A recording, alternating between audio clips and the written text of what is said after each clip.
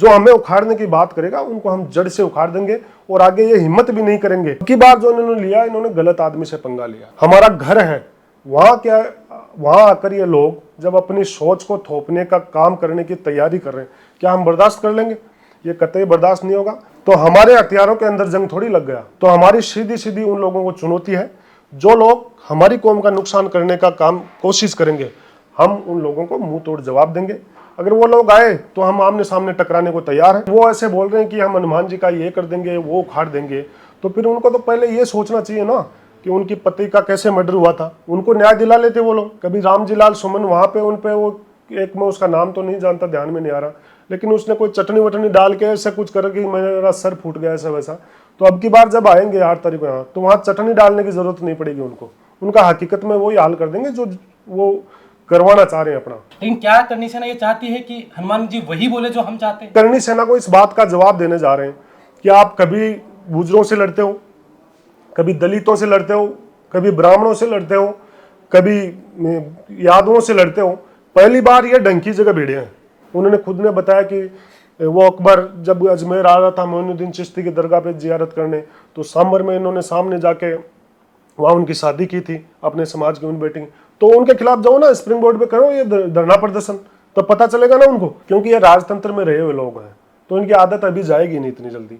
तो ये लोग क्या चाहते हैं, इनकी कोई तारीफ करे तो उसके लिए बहुत खुश हैं।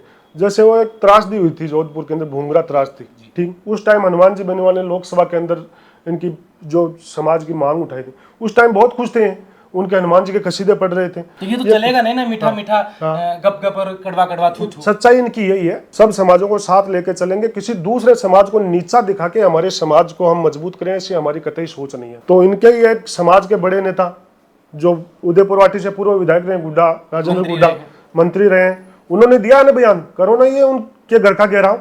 नागौर के सांसद हनुमान बेनीवाल के घर का घेराव करेंगे। क्यों भाई?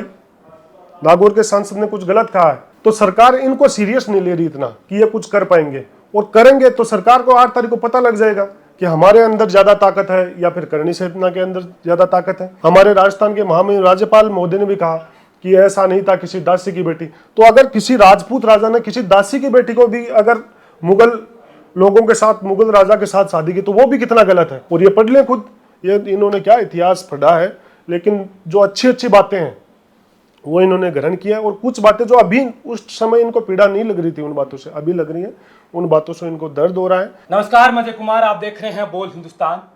राजस्थान में एक बार फिर जातीय गरिमा और धमकी की राजनीति आमने सामने आ चुकी है। कई दिनों से हम देख रहे हैं कि सोशल मीडिया पर अलग अलग लोग अलग अलग तरीके से नेताओं को धमकी दे रहे हैं। एक विवाद राजस्थान की राजनीति में चला था, मुगलों को लेकर हनुमान बेनीवाल ने जो बयान दिया राजपूत और मुगलों को लेकर, वो अब दो जातियों के बीच में द्वेष का कारण बन रहा है या फिर उसे अलग संदर्भ में लिया जा रहा है। इसको लेकर आज हमारे साथ हैं तेजा सेना प्रदेश अध्यक्ष श्री राम बिजानिया। इनसे जानने की कोशिश करेंगे कि 8 तारीख को, आने वाली 8 तारीख को जो एक महासम्मेलन का आयोजन नागौर में करनी सेना ने ऐलान किया है, उसके प्रत्युत्तर में अब तेजा सेना भी मैदान में आ गई है। क्या तेजा सेना हनुमान बेनीवाल के समर्थन में आई है या तेजा सेना एक समाज के समर्थन में आई है? तो जानने की कोशिश करेंगे श्री राम बिजानिया से। बिजानिया साहब, आपका सबसे पहले तो बोल हिंदुस्तान में स्वागत है। जी नमस्कार। जिस तरीके से हम पिछले कुछ दिनों से देख रहे हैं कि दोनों जातियों की तरफ से वर्ग संघर्ष की ओर बढ़ता जा रहा है, और एक बयान था जो चर्चाओं में था, पहले तो उस बयान को आप कैसे देखते हैं? क्या वो बयान इतिहास में है तभी दिया गया है या उसे अलग संदर्भ में लिया जा रहा है? देखो, जहां तक मेरी जानकारी के अंदर है, जो बयान हमारे समाज के एक नेता ने दिया, पहली बात तो वो बयान ऐसा था कि मीडिया से रूबरू होते हुए उन्होंने फ्लो में एक बयान दिया था। अगर उनका कोई गलत इंटेंस होता तो वो बयान को बार बार रिपीट करते, ऐसा उस बयान के अंदर कुछ था नहीं।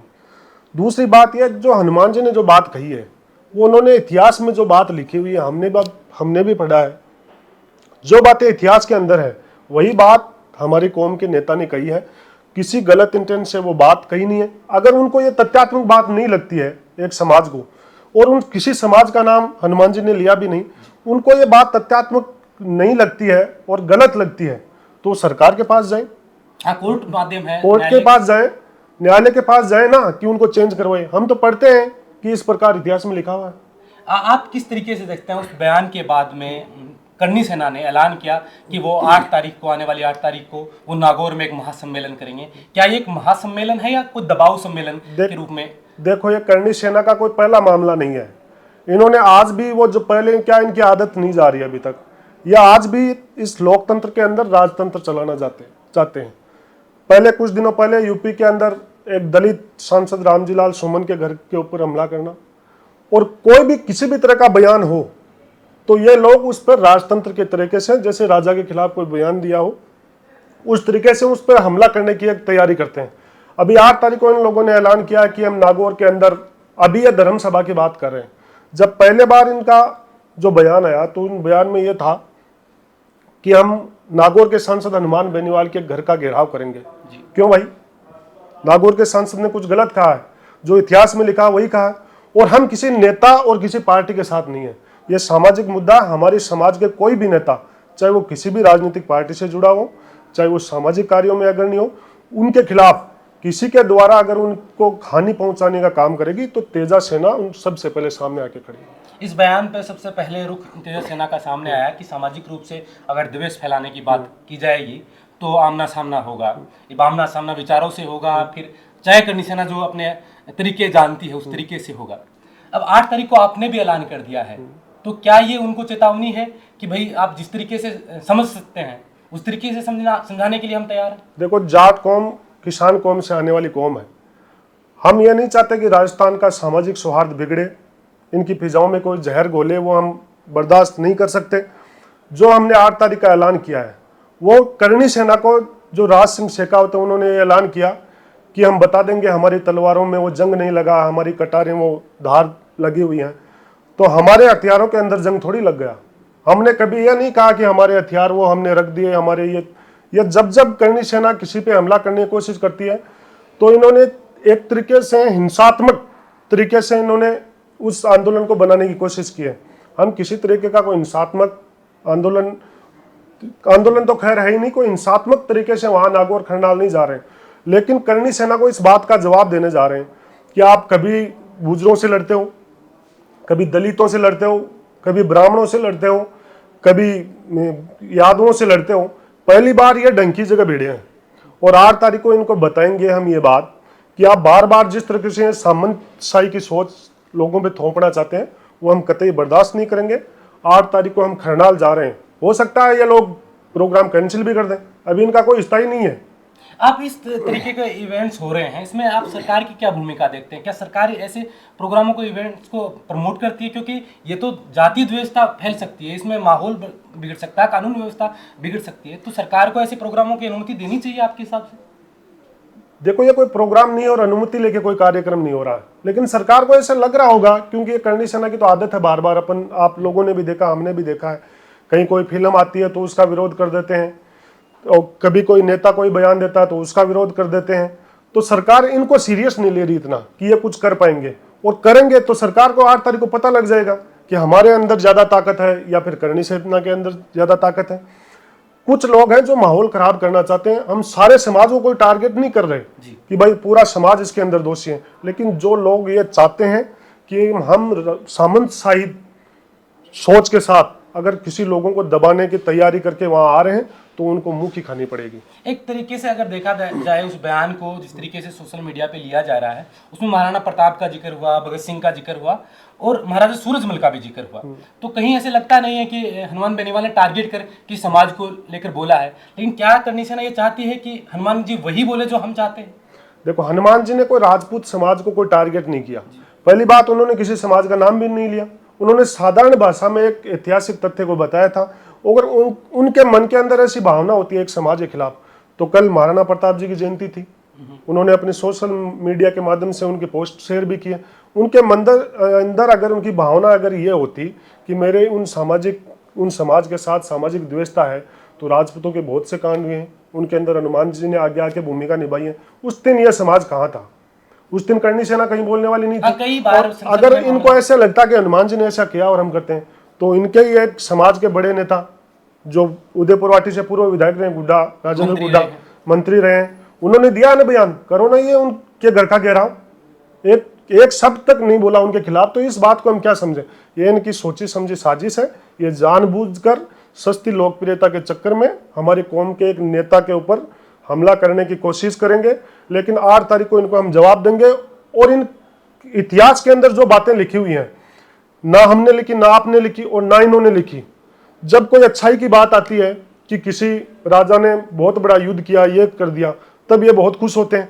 और जब कोई इनके राजा के द्वारा कोई गलत काम जो अब दिख रहा है, उस टाइम ये सही मानते थे कि उसको इन लोगों को राज करना था, लेकिन अब वो बातें सामने आती हैं तो उनको इस बात की पीड़ा पहुंचती है। हाँ, राजेंद्र गुडा ने तो कहा है कि औरंगजेब है वो जयपुर राज परिवार का फूफा जी हैं, महाराणा प्रताप को हराने के लिए सबसे आगे इन्हीं ठाकरों को ने आगे अगुवाई की है, उनकी वजह से वो बेचारे जंगलों में घूमते रहे, उनके खिलाफ इनका कोई एक्शन नहीं आया। ये कैसे देखते हैं कि समाज का नेता है इसलिए उनको छोड़ दिया, और ये दूसरे समाज के हैं, इन्होंने बयान दिया तो इनके खिलाफ आक्रोश है? वो इनके समाज के नेता और उन्होंने बिल्कुल सही कहा है, सच कहा है, तभी ये चुपचाप बैठे। ये तो हमारे समाज के नेता या किसी और समाज के नेता, इनके समाज के अलावा किसी नेता ने अगर बात कही है तो उनके ऊपर ये तो सामंतशाही अपनी सोच थोप रहे हैं ना। ये तो पहले भी चलता था जब राजतंत्र था। इनका कोई राजा आपस में अगर कुछ कर देता तो ये चुप रहते थे, दूसरा कोई आदमी अगर कर दे तो उस पर ये दमन करते थे। तो इस तरीके का। बाकी कल हमारे राजस्थान के महामहिम राज्यपाल महोदय ने भी कहा कि ऐसा नहीं था किसी दासी की बेटी। तो अगर किसी राजपूत राजा ने किसी दासी की बेटी को भी अगर मुगल लोगों के साथ, मुगल राजा के साथ शादी की, तो वो भी कितना गलत है। अगर वो दासी कहीं ना कहीं वो दूसरा राज परिवार हाँ, वो राज परिवार ही तो दोषी है। फिर एक बयान हो रहा था कि वो जोधाबाई नहीं थी, वो हरकाबाई थी। तो थी तो सही, कोई ना कोई इतिहास में लिखा हुआ तो है, कुछ तो था, बिना कोई टांग पूछ की बात तो है नहीं ना, कोई आधार तो था उस बात का, तभी तो ये बात कही गई है। तो इन लोगों का कोई लॉजिक नहीं है, ना इन लोगों का कोई जनाधार है। वैसे इनको बस एक हुजूम इकट्ठा करके कभी कहीं आके अपनी मेन मकसद इनका ये है कि हमारी सामंतशाही सोच है वो जिंदा रहे। तो क्या आप जैसे तेजा सेना का आप प्रतिनिधित्व करते हैं, समाज का आप प्रतिनिधित्व करते हैं, और निसंदेह आपका दूसरे समाजों के साथ भी स्नेह रहता है, आपको कभी किसी व्यक्तिगत रूप से किसी लोगों ने, इनके अलावा जो 5-7 लोगों के जो गुट है ये जो बयान दे रहा है आए दिन सोशल मीडिया पर, धमकी के लहजे में बात कर रहा है, इसके अलावा राजपूत समाज से ये आया है आपके सामने कि भाई ये हनुमान जी ने गलत बोला है, या फिर ये जाट समाज ने गलत बोला है राजपूतों को लेकर? बिल्कुल नहीं आया। अगर ऐसा होता तो कितने, चाहे भारतीय जनता पार्टी हो, कांग्रेस हो, चाहे और कोई राजनीतिक पार्टी हो, उनमें कितने उस समाज के नेता हैं, वो लोग भी बोलते हैं अगर हनुमान जी ने गलत बोला तो उन लोगों की कोई प्रतिक्रिया आती। और ये क्या 4-5 लोग हैं जो खुद को लोकप्रिय करने के चक्कर में कि बड़े आदमी को अपन टारगेट करेंगे तो अपनी पब्लिसिटी बढ़ेगी, इसलिए ऐसा कर रहे हैं, बाकी ऐसा कुछ नहीं है। करनी सेना के पूर्व राष्ट्रीय अध्यक्ष जो जिनका देहांत हो गया, जिनकी हत्या हुई थी, सुखदेव सिंह गोगामेडी, उनकी पत्नी शीला शेखावत, वो भी आक्रोश के रूप में हनुमान बेनीवाल को चैलेंज दे रही है कि हम नागौर आ रहे हैं, हम देख लेंगे उस दिन। तो इसको आप कैसे देखते हैं? खैर मैं उन पर ज़्यादा बोलना नहीं चाहूँगा, लेकिन अगर वो ऐसे बोल रहे हैं कि हम हनुमान जी का ये कर देंगे, वो उखाड़ देंगे, तो फिर उनको तो पहले ये सोचना चाहिए ना कि उनकी पति का कैसे मर्डर हुआ था। उनको न्याय दिला लेते वो लोग बैठ के।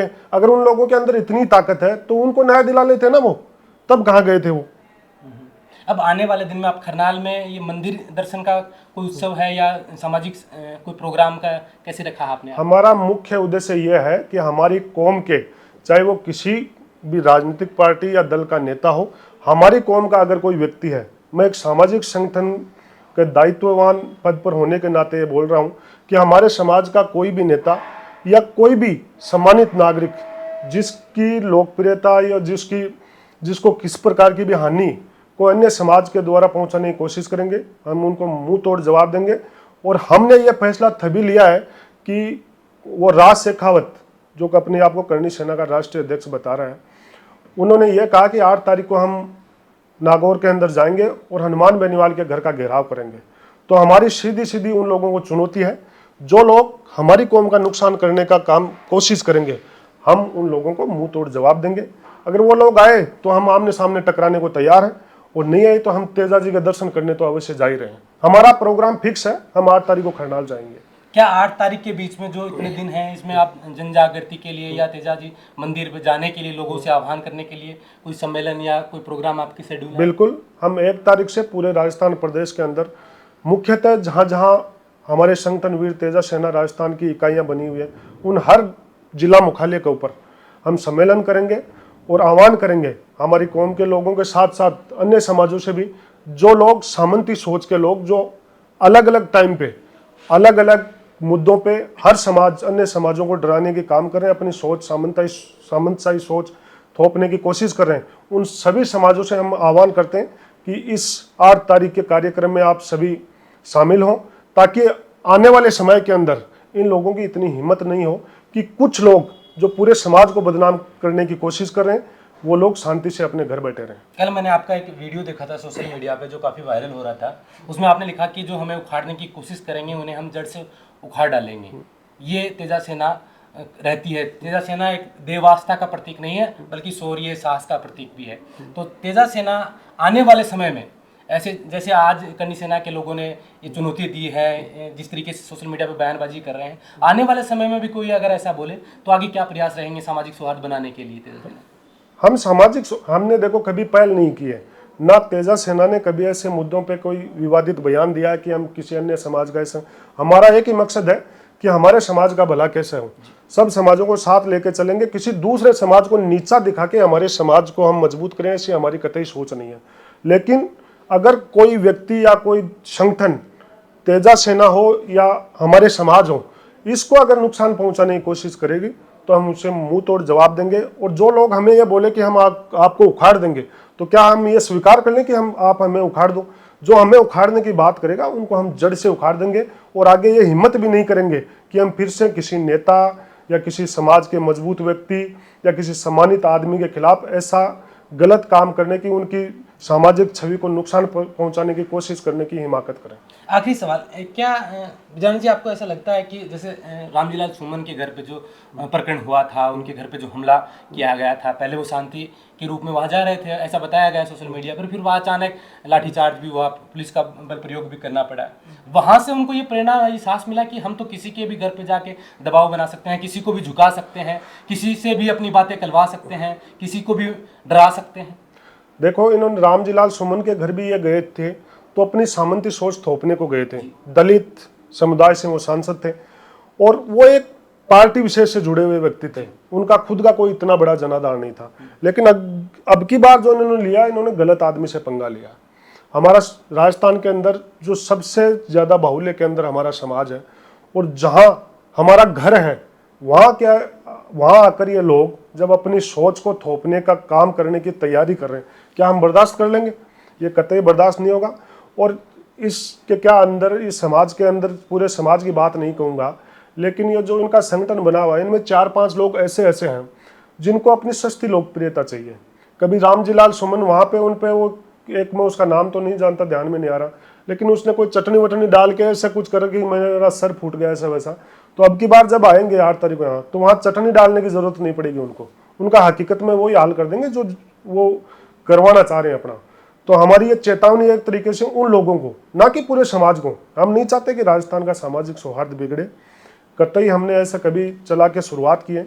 लेकिन जो लोग हमें कमजोर समझने की भूल कर रहे हैं, वो लोग 8 तारीख को आए आमने सामने मैदान के अंदर, बता देंगे हम राजस्थान में आप ताकतवर हो या हम ताकतवर हैं। बिल्कुल। इसका जो सामाजिक सौहार्द की आप बात कर रहे हैं, इसका परिचय आपने जयपुर के उस प्रकरण में भी दिया था, जिस समय जो मूर्ति खंडित की गई थी तेजाजी महाराज की, और वो जो व्यक्ति था वो जिस समाज से आया था, तब ये लोग शांत थे, तब उस पर कार्रवाई की मांग इन्होंने नहीं की।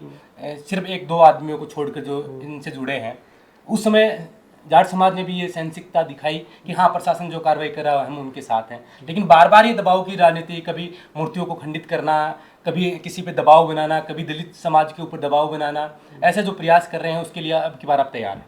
देखो, इनकी एक आदत है, क्योंकि ये राजतंत्र में रहे हुए लोग हैं, तो इनकी आदत अभी जाएगी नहीं इतनी जल्दी।